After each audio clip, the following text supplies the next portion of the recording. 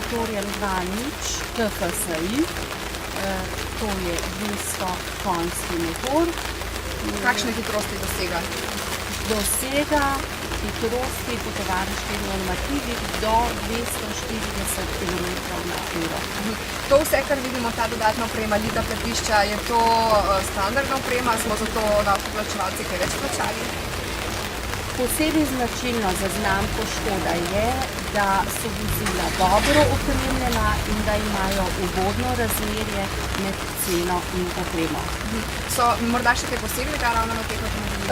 Vozila so standardno serijsko opremljena, dodana je samo posebna policijska oprema v skladu z podatki oziroma dokumentacijo. In cena? Cena je bila seveda posebna, ker, kot sem že tudi rekla, za Škodo je prav značilno, da imajo ugodna cenovno razmerje glede na opremo.